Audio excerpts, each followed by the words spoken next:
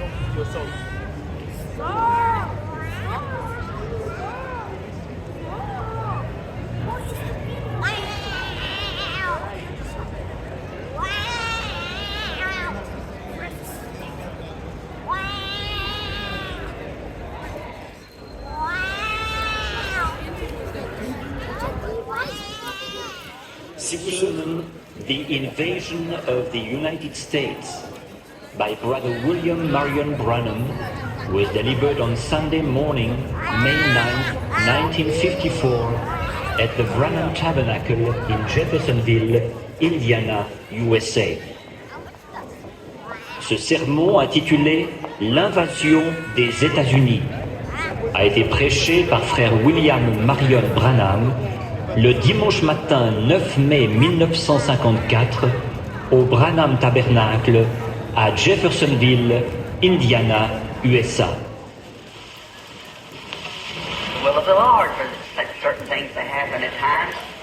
La volonté du Seigneur que certaines choses arrivent à certains moments. Nous sommes allés à Denver dernièrement et nous sommes revenus. Je crois que les gens veulent avoir un compte-rendu de la réunion. Ça a été l'une des meilleures réunions que j'ai eues depuis des années. Nous avons passé des moments merveilleux.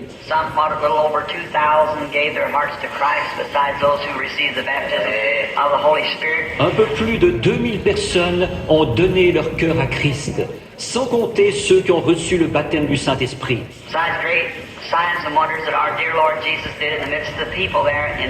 Sans compter les grands signes et les prodiges que notre cher Seigneur Jésus a accomplis parmi les gens, là-bas à Denver. Il y a eu une effusion merveilleuse et un grand rassemblement de gens. Nous avons débuté avec environ 5000 personnes pour commencer. Nous étions au Mammoth Gardens. Le troisième soir, il n'y avait pas de place pour que les gens soient debout, même là-bas. Nous avons passé des moments vraiment merveilleux, les 5 soirs. Nous sommes partis de là pour aller au Canada, mon garçon et moi. Arrivé dans les montagnes, il y a eu une tempête de neige. Vous avez dû en entendre parler à la radio. Quelques 188 personnes y ont laissé leur vie. Et nous avons été bloqués là-bas dans les montagnes pendant plusieurs jours à cause de l'amoncellement de neige.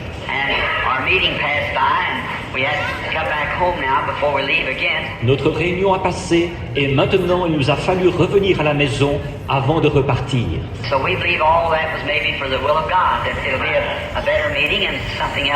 Alors, nous croyons que tout ça, peut-être que c'était pour accomplir la volonté de Dieu, qu'il y aura une réunion meilleure et autre chose. Il avait quelque chose en vue pour nous, nous ne savons pas quoi. Nous marchons en quelque sorte dans un monde de ténèbres, mais pas dans les ténèbres. Nous suivons tout simplement à mesure que la lumière avance. Nous suivons la lumière. Et notre Père Céleste, peut-être qu'il avait prévu quelque chose dont nous ne savons rien. Peut-être qu'il y avait du danger quelque part là-bas. Ou encore, peut-être qu'il est à l'œuvre pour amener quelqu'un.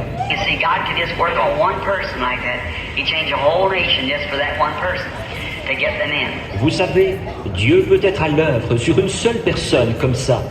Il changera le cours de toute une nation juste pour cette personne-là, pour les faire entrer. Donc, nous savons que tout ça, c'était bien pour la gloire de Dieu. Et nous l'en remercions et de nous avoir protégés.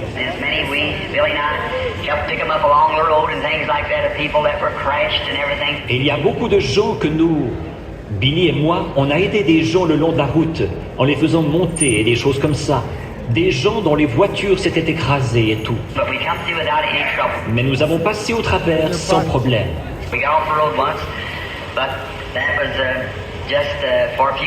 Nous avons quitté la route une fois, mais juste pour quelques instants. Un homme d'un ranch là-bas est venu et nous a sortis de là avec son tracteur. On dérapait, c'était très glissant. It was one of the things that they hadn't had for, the old timers could remember of ever having a storm like that in that country at that time of year, around up Montana. C'était quelque chose comme ils n'en avaient pas eu depuis. Les vieux de la vieille ne se rappelaient pas avoir jamais eu une tempête comme celle-là, dans la région, à cette époque-là de l'année, à Roundup, dans le Montana. And we know that anything real outstanding like that, our Lord had His hand in there somewhere. Et nous savons qu'un événement frappant comme celui-là, notre Seigneur y était pour quelque chose, quelque part. It was for some purpose, for our good, for our good. That's what it was. C'était dans un but, pour notre bien.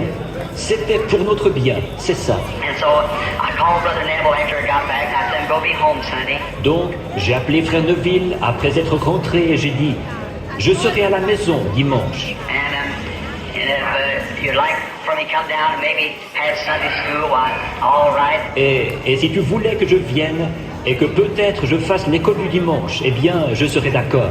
And I said, then I'll be very happy to get there. Et j'ai dit, alors ça me ferait très plaisir de pouvoir faire ça. He said, why, sure, Brother Bill, they were always so happy for you to come to a very big open heart and welcome like that. Il a dit, mais bien sûr, Frère Bill. Il a dit, ça nous fait toujours tellement plaisir que tu viennes. Avec le cœur tout grand ouvert et très accueillant comme ça. And I put it on his radio program yesterday. Et il a annoncé à son émission de radio hier. So we're thankful for all these things. Alors, nous sommes reconnaissants de toutes ces choses. And this morning now, being Mother's Day. Maintenant, ce matin, c'est la fête des mères. Most people, you hear Mother Day sermons everywhere. People speaking of Mother, which I think is wonderful. La plupart, vous entendrez partout des prédications sur la fête des mères. Et les gens vont parler sur le sujet des mères. Et je trouve que c'est merveilleux. So leave that for the rest of the service. Ce sera pour l'autre partie de la réunion. This morning I announced that a subject of the invasion of the United States that I want to speak on. Ce matin, j'avais annoncé un sujet, l'invasion des États-Unis, dont je voulais parler. Which you probably heard your radio broadcast, and you'll hear plenty of them today. Et vous avez probablement entendu votre émission de radio, et vous en entendrez beaucoup aujourd'hui. And there'll be a Mother's Day sermon perhaps tonight in the services. Et il y aura une prédication sur la fête des mères, peut-être ce soir aux réunions. And so I thought this morning I would announce the invasion. Donc, j'ai pensé ce matin que j'annoncerai l'invasion. I spoke on it in Denver. You're not exactly approaching to give it this morning, if God willing. J'en ai parlé à Denver, là. Je n'avais pas abordé ça tout à fait de la même façon que j'ai l'intention de le faire ce matin, Dieu voulant. And it had a wonderful time with it. Et là, nous avons passé des moments merveilleux là-dessus. The Lord just did bless in a wonderful way. Le Seigneur a vraiment béni d'une façon merveilleuse. It kind of sometimes gives us you have to be shook just a little bit to realize what it's all about, don't we? Sometimes. Parfois, ça nous donne un peu comme... Il faut qu'on soit secoué un peu pour vraiment prendre conscience de ce qu'il en est, n'est-ce pas? Parfois. We pray that God will do it. Et nous prions Dieu de le faire.